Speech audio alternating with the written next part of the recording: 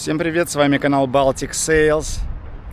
Мы продолжительное время были в Аликанте, больше 2 месяцев. Поэтому я решил разделить отдельно техническое видео и жизнь на лодке. Данное видео будет техническим, то есть все моменты, которые были связаны с техникой, не все, конечно, то, что я снимал, наше обновление, в этом выпуске вы увидите, и я вам расскажу о них. Погнали! Сегодня у меня интересная задача. Я получил посылку с такими ферростикерами для тушения пожаров в электрощитах и всяких закрытых ящиках, что как раз хорошо подходит для моего лития. И я сейчас распакую эти ферростики и приклею их просто к крышке. Один и второй, их два. Один будет над одной частью лития, и второй над другой частью. Выглядят они таким образом. Там есть определенный заряд. И когда происходит пожар или, например, температура поднимается выше 70 градусов, вот эта вот штучка плавится и срабатывает заряд. Выпускается там углекислый газ или не знаю что, с каким-то порошком, и должно все засыпать этим порошком. И так как здесь довольно-таки закрытое пространство, это должно потушить здесь все, что происходит, либо дать немножко больше времени, чем, например, их не было бы. Так что я теперь вот сейчас клею.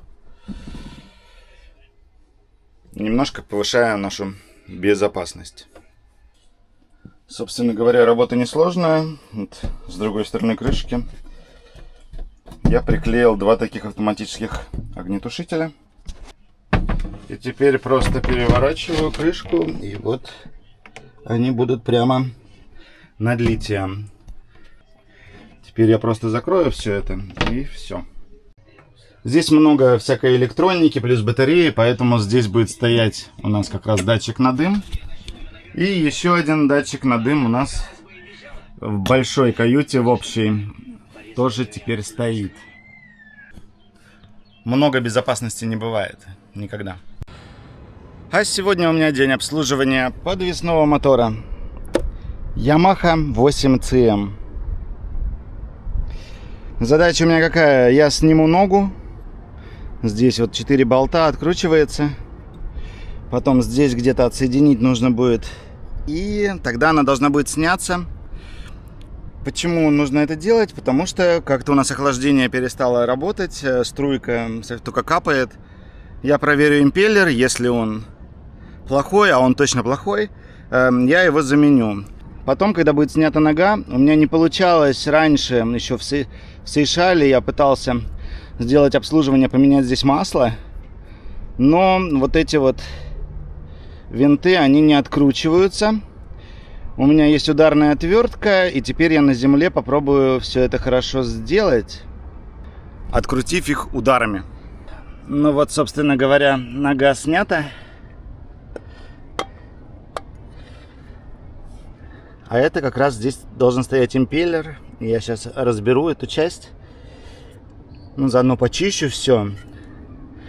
Смажу и поменяю импеллер. Надеюсь, что он подойдет.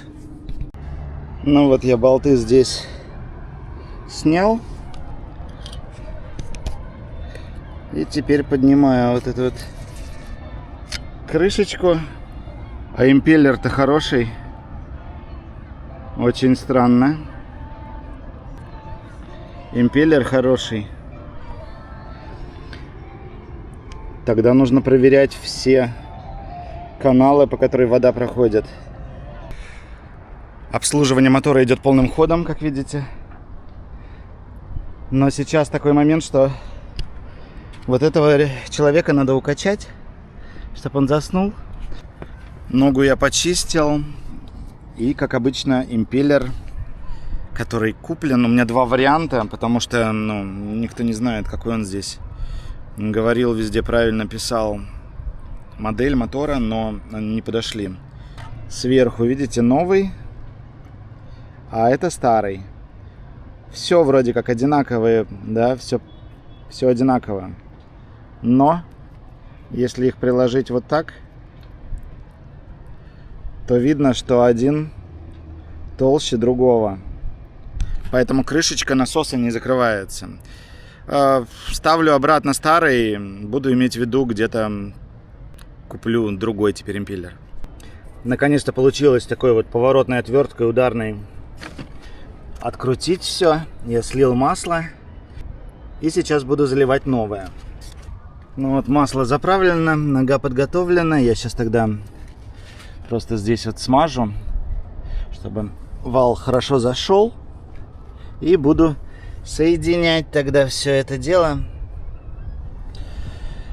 Ставить ногу обратно. И на этом, собственно говоря, все. У нас есть определенная проблема с нашим динги новым. Как вы видите, он в ширину довольно-таки большой. И немного шире, чем наш предыдущий. И тяжелее, естественно. А кран-балки, они и для нашего старого динги были коротковаты, но он резиновый. Его можно было там отпихнуть, как надо, там приподнять самому руками где-то. С этим так не получается, потому что он тяжелее. И сейчас я думаю, что нужно сделать с этими кран-балками. По-хорошему, конечно, поставить арку, на нее панели навалить там. И также вот так можно было бы поднимать динги за счет этой арки. Но это все деньги стоит, и у нас их нет. Я вот думаю снять одну кран-балку и съездить, попробовать договориться, может, где-то, чтобы мне ее удлинили. Но проблема в том, что удлинить ее нужно на полметра где-то, 50 сантиметров, что достаточно много. Мы и так кормой не можем к стене подплыть во многих маринах, потому что тогда не слезть с лодки на эту стену, так как кран-балки упираются в стену, и если там оттаскивает немного волной в марине яхту, то кран-балками можно удариться о стену. Ну, конечно, может быть, хорошо было бы сделать тогда, чтобы сюда что-то крепилось и такое телескопическое высовывалось на 50 сантиметров. И когда нужно, чтобы это можно было обратно засунуть. Тогда вроде как было бы годно. Но я не знаю, сейчас попробую снять тогда одну вот эту балку, съездить в мастерскую и, может быть, что-то там придумаем. Кстати, как раз эта мастерская, там, где я получал свою лодку, тендер от Excelsior. Они занимаются продажами этих лодок тоже, поэтому у них есть небольшой склад, и кого интересует, можно туда приехать и купить. Также они предоставляют разный сервис, ремонты и много чего еще. Ну что ж, правую кран-балку-то я снял. А вот с левой у нас проблемки тут, проблемасьон. Потому что доступа к ней нет. Там я с каюты, есть люк, залазил и откручивал снизу. А здесь нет никакого доступа. Локеры герметичные. Под баллон газа тоже все герметично, закрыто. То есть либо вот это вот все спиливать нахрен и потом приклеивать, что достаточно долго времени займет и как бы не хочется этим заниматься. Либо, короче, вот там с вывихом плеча засовываться как-то и дотянуться. У тебя комментарии есть? Все равно на канале, вот когда я пересматриваю наши видео, там не передается абсолютно вся ситуация. А что если я вылезу отсюда, подлезу сюда, но как я вылезу обратно?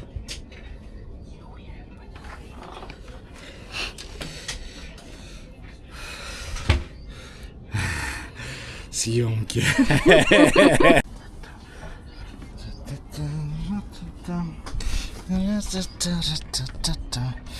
Блин, только ближняя.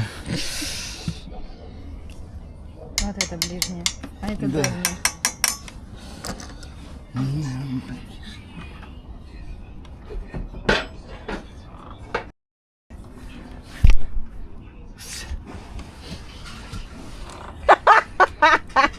Хобби! Ой. Хобби. Красота. Выходит.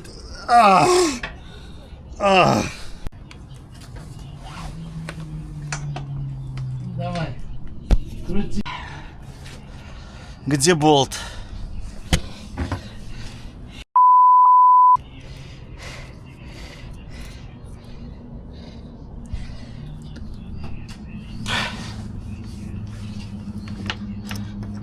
Боюсь представить, кто ставил эти кран-балки, кого туда засовывали, чтобы это сделать.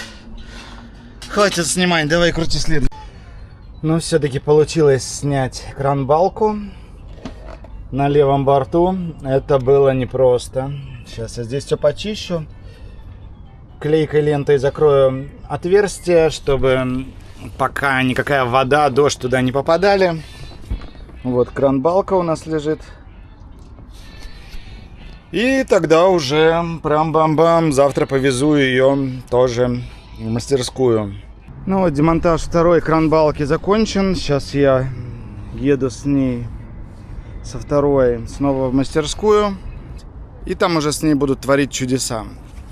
Надеюсь, результат будет отличный. Мне не нужно, не обязательно, чтобы было красиво. Мне главное, чтобы можно было поднимать динги сзади. Задача какая? Удлинить эту кран-балку, 2 кран-балки, и желательно, если возможно, сделать высоту выше. Добрался я до мастерской. Это яхт-сервис Max Marine Ocean. Как вы видите, я на месте. Сейчас буду заходить и будем решать вопросы все с моими кран-балками. Ну вот, собственно говоря, мои кран-балки готовы. Удлиненные. Сделано красиво. Теперь главное, чтобы они хорошо встали на нашу лодку. И надо все это теперь как-то на велосипеде довести. Ну, пока мы стоим, мы долго болели. 11 дней вообще тут никуда особо не выходили. Начинаю немножко планы делать, которые были. Вот добавил в дизель снова добавку. Это от бактерий всяких. Для меня вообще непонятно, почему изначально производитель топлива уже не добавляет такую добавку, чтобы умирали все бактерии, так как топливо сейчас практически везде с добавлением биодизеля, и фигня получается. Зарастает бак, дизель начинает цвести, и приходится вот такую добавку добавлять, чтобы фильтры не забивались и никто там не рос в баке. Могли бы сразу добавлять и все, но вот почему-то так не делается. Еще сразу же я сейчас хочу заодно поставить тахометр на внешний наш мотор для динги. Вещь хорошая, вы ее уже видели на нашем генераторе. Хороша она тем, что вы тогда видите обороты мотора, ну и тоже важную вещь, как сколько мотор отработал часов. Пускай стоит, несмотря на то, что у нас двухтактный мотор для динги и не нужно менять масло, все равно хорошо знать, сколько часов отработал мотор, ну и какие обороты он выдает в данный момент. Так что тоже буду сейчас ставить вот такую штукенцию. Также здесь еще лежат кран-балки, которые нужно поставить обратно. Это геморная работа. Тут вот одна подкладка была с обратной стороны, а второй не было. И я вот делаю из морской фанеры. Буду вырезать, чтобы с обратной стороны тоже была подкладка. Дел, короче, немерено накопилось, пока мы болели. Ужас просто. Ну вот результат, тут ничего сложного нет. Тахометр будет стоять на этом месте. Там двухсторонний тейп, который держит. Потом я провод здесь вот так аккуратно закрепил. Видите, ручка будет свободно ходить. Там он заходит под резиновую крышечку, дальше кабель. Идет. Здесь у меня подвязочка, чтобы лишний кабель подвязать. Вот, и он дальше у нас подходит к свече зажигания. И здесь у меня 5 витков на кабеле сделано. И сверху я изолентой просто закрутил, чтобы она не слетела. Ну, перед этим еще узелок тоже завязал кабелем. Так что она никуда не должна деться. Все. Наш тахометр на мотор для динги готов. Еще один день в Аликанте.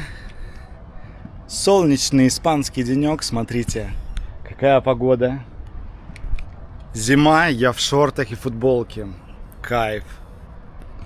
Там вон я укачал Велю, он спит в коляске. А я иду смотреть наш новый якорь.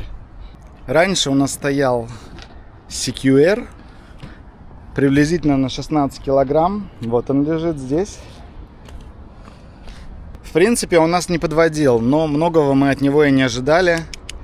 То есть, например, если по прогнозу дуло у нас больше, чем 25 узлов, чем 30 узлов, мы предпочитали спрятаться в марине. Но вот сейчас мы заказали новый якорь.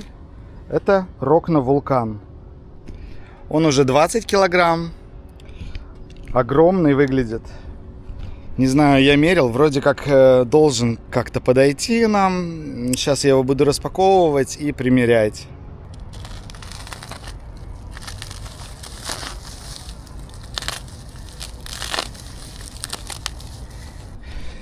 Есть даже значок качества, что этот якорь прошел инспекцию. Число, когда первую и вторую. То есть его испытывали. И он, значит, соответствует всем характеристикам. Такой красавец теперь у нас будет стоять на лодке и должен держать нас, дай Боже, как на якоре. Как вы видите, сама ножка нашего CQR гораздо длиннее, чем на Вулкане. Но сам вот этот плуг гораздо меньше площадью, чем Вулкан. И видите, здесь у Вулкана есть такой вот центр тяжести, который всегда его переворачивает правильно. То есть неважно, как вы его кидаете, он должен лечь на дно в правильном положении, и тогда начинает уже сразу же загребать. В чем его смысл? В том, что он должен вставать в свое рабочее положение гораздо быстрее, чем, например, CQR. CQR мы должны протащить, закопать больше метров, чем, например, Вулкан, что дает возможность нам на якорных стоянках, где много лодок стоит и мало места. Когда вы кидаете CQR, вы его когда подзакопали, вроде смотрели, расстояние между соседями нормальное. А когда закопали и встали, смотрите, уже вроде и не так много осталось. Иногда приходится перекидывать, например, чтобы подальше встать снова. А этот должен закапываться раньше. То есть вот вы его кинули, выбрали место и практически сразу же там метр-два протащили и встали. Во всех современных тестах Rokno Vulcan в топе, так как имеет очень высокие характеристики на разных типах дна, что ему позволяет быть лидером на рынке. Лучше, возможно, только ультра, но ультра стоит и гораздо дороже. А Vulcan можно купить и по нормальной цене. В инструкции у нас присутствует таблица, где, например, видно вот 20 килограмм якорь Vulcan. Подходит для 12-метровой лодки, как у нас. И она должна быть меньше, либо равна 10 тоннам. Наша лодка весит 8 тонн. То есть у нас есть запас, ну плюс вещи, коляски, там все дела. Дети тоже что-то весят. И мы переворачиваем дальше эту таблицу. И здесь написано, что этот размер в таблице и рекомендации все, они подсчитаны при ветре 50 узлов с соответствующими условиями моря. То есть эта таблица подсчитана, если дует ветер 50 узлов, что довольно-таки внушает доверие. Но доверие этот якорь будет вызывать после того, как мы будем им пользоваться и в разных условиях стоять. Тогда и увидим, как он работает действительно. Также в таблице есть рекомендация. Вот якорь 20 килограмм. И советуется использовать уже 9-миллиметровую цепь. У нас 8-миллиметровая цепь. А вот якорь 25 килограмм уже советуется 10 миллиметров цепь. 15 килограмм 8 миллиметров цепь. Но у нас вот будет 20 килограмм. Было до этого 16 килограмм. Что уже больше, чем было.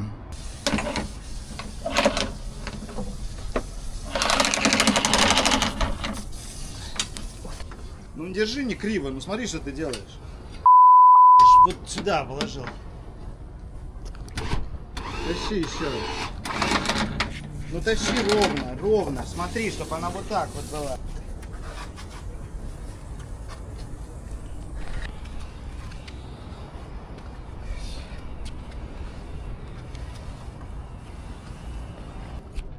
Неплохо. Да? Да, встал идеально просто. Лучше, чем был. Выглядит солидно. Солиднее, чем вот это. Если сдать на металлолом, получить можно 3,80 за это. Встал идеально, даже лучше, чем сидел наш предыдущий старый якорь. Вообще просто ничего менять не надо, все как бы как положено. Впервые у нас что-то получилось с первого И раза. заходит лучше, и шанс ударить борт якорем гораздо ниже. И даже здесь все поместилось, вообще ничего переделывать не надо. Идеально. Сейчас пробуем его опустить, а потом снова поднять обратно.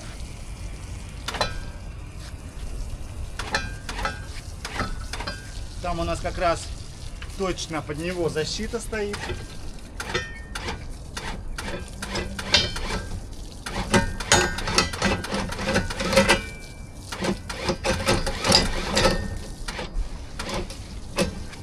Достаточно далеко получается от борта при подъеме и удачно поднимается центр, то есть он довольно-таки высокий, но центр получается посередине. Сейчас я его поднимаю. Хоп-хоп-хоп. Если не медлить, то он даже не дотрагивается защиты борта. На этом технический выпуск подошел к концу, поэтому до свидания, до новых встреч. Увидимся с вами в новых видео. Всем пока-пока.